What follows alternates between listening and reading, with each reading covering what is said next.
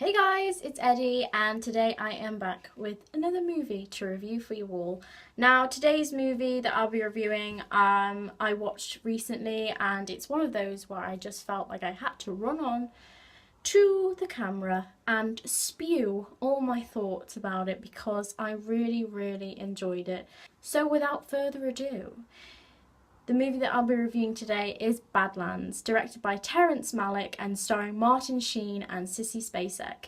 Now, this film follows two lovers who start off in a very small, quiet town and begin a life of crime together. And while Martin Sheen's character is rather rampant and can't really stop doing what he's doing because he just wants to run away and be with Sissy Spacek's character, Sissy Spacek in her role begins to question their relationship, and it's not as smooth and simple a life of romance as perhaps the two of them anticipated. The first thing I really liked about this film was Sissy Spacek's forlorn, almost bored commentary over the events unfurling in the film. He gave me lectures on how a gun works, how to take it apart and put it back together again, in case I had to carry on without him. He said that if the devil came at me, I could shoot him with a gun. I think that those reflecting monologues that she gave perfectly captured being caught up in a young love that held a real spark at the beginning, and as it becomes wired into this tumultuous situation, the sort of sugar-coated attraction that was first held disappears, and it's kind of less enjoyable than she initially thought.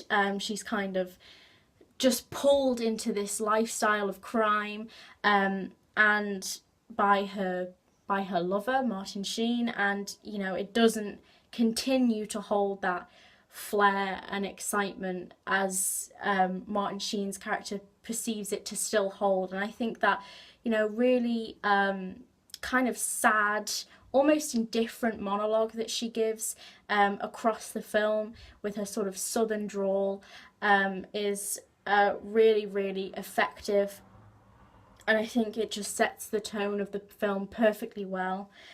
So yeah, I really enjoyed that immediately as an aspect of the film. I thought that both actors' performances were muted in a way that slotted excellently with that lost and purposeless feel that the film brings to the forefront, and that sort of tone of sort of wild yet sort of naive and unknowing youth. And I think obviously that streams from them living in an uneventful little town, and they just go on this rampage, and it doesn't fulfill them in any way, shape or form, and I suppose it's their love that sort of ties them to stick together throughout everything. I think that Sissy Spacek's character is really quite erudite, and she recognises rather early on that this isn't the situation she wants to be in, but she sticks with him because she thinks she loves him, and he's like her first love, you know, he's like a sweetheart. And despite all the killing that Martin Sheen's character does in the film, as an actor he shows us only a glimpse of rage, you know, real wild rage towards the end of the film. Spoiler, by the way. Towards the end of the film, and it really seizes your attention because so far he's played it rather cool and, you know, rather indifferently, and he doesn't really raise his voice even when he's, you know, shooting someone in the face. So the acting for me isn't over the top. It's perfectly layered and presented, and it is not wild and crazy as you might perhaps expect from a story that involves two Bonnie and Clyde-ish lovers going on a sort of tirade of complete and utter chaos.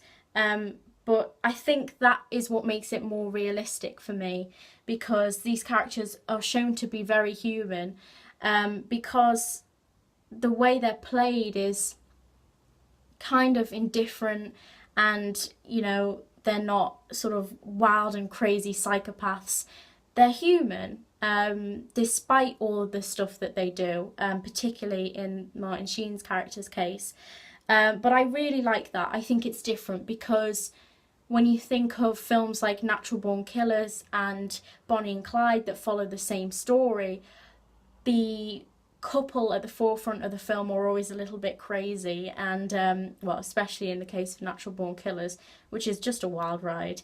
But there was something softer about this film, and I think that's what made it a lot more believable. I think the characters were certainly more believable, because it felt like they were doing it because they didn't know what else to do. It was kind of just that lost in limbo, young kind of thing. And obviously, not everyone, when they feel a bit lost when they're young, decides to go on a murderous rampage. But the way that the actors played these characters really made you believe them. And I thought it was brilliant acting from both Spacek and Sheen. I thought obviously that the ending was kind of predictable, but we know contextually that this romance is already doomed from the start because of the way it sets off, with them going on a trajectory of crime. So that wasn't an issue for me. It's just that there wasn't really a huge plot. It was just a series of events like plopped together as they went on their trajectory of crime. But it was the characters and the actors behind them that really bound you to this film, because they were just very intriguing to watch, and you wondered what they were going to do next. And obviously you had an inkling of how the film would end, definitely not perfectly, but the sort of, I think definitely the unpredictability of Martin Sheen's character definitely gave you that little bit of a buzz when you were watching, because you didn't know what was going to get them to that end point, even though you knew that end point was coming, if you know what I mean. So yeah, I definitely think that the actors and the characters were the heart of this film and really were the reason why you kept watching, because there wasn't a huge plot behind it. It was just a series of crimes that just kept on rolling through the film.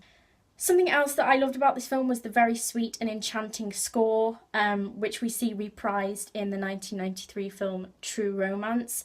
I noticed that and I was like, I've heard this somewhere before. And I thought that was kind of like a sweet tribute by Hans Zimmer for the True Romance score, 20 years later. And I think the notes that are used in Badlands really capture the love, that fledgling love amidst the crime, and Spacek's prevailing innocence, because even though she's a witness to everything that Martin Sheen does, she's not really involved. She holds back, and it feels like she's only with him because she feels that she loves him. And I think that initial sweet blossoming romance is really captured really well by this fantastic little score, and it's something that I immediately noticed and really enjoyed. But then there's also haunting pieces of music in the film which are sort of more choir based, and I think that it's a really weird combination of music in the film, but somehow it works to represent the sort of angst and lost sense in like being young, and then also the love that the two main characters have for each other, which is apparently inspired by real life events, of Charles Starkweather and Carol Ann Fugate, I think. I learned that recently and I thought that was quite interesting.